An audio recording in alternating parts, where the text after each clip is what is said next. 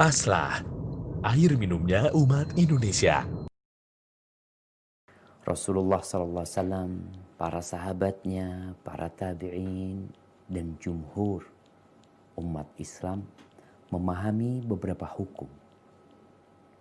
Yang pertama, diperbolehkannya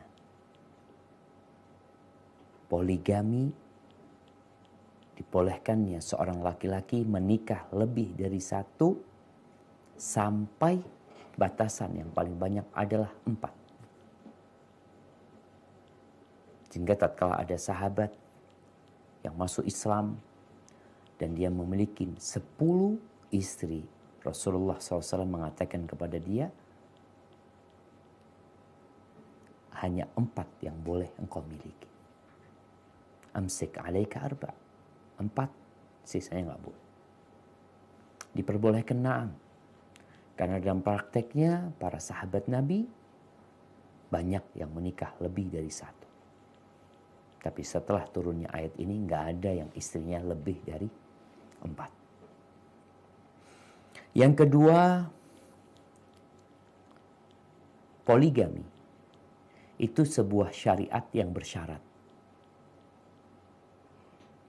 Syaratnya apa? Syarat keadilan.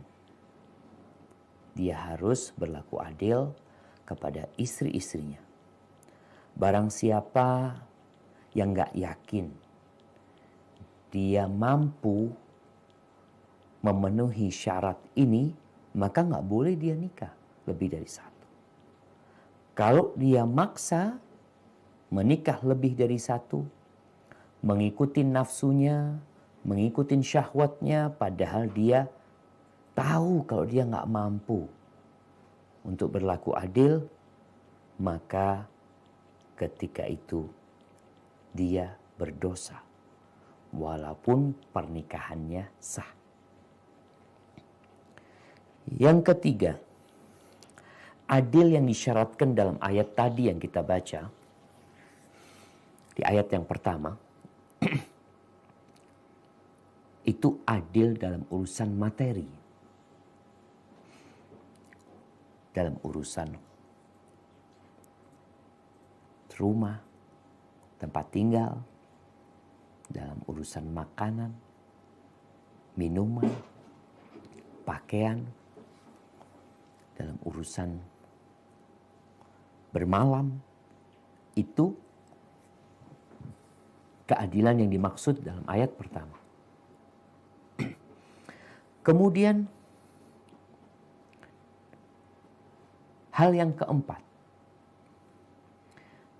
di ayat pertama itu mengandung isyarat kepada syarat lain buat yang mempoligami, yaitu memiliki kemampuan untuk memberikan nafkah.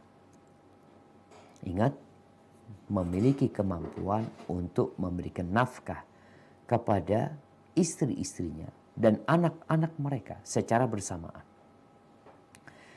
Yang tidak mampu untuk memenuhi hak istri-istrinya, nggak mampu dia untuk memberikan nafkah, untuk memberikan tempat tinggal, maka nggak boleh dia untuk berpoligami. Kenapa? Allah Azza wa Jalla menjadikan laki-laki itu pemimpin. Salah satu sebabnya adalah wabima anfaqu min amwalihim.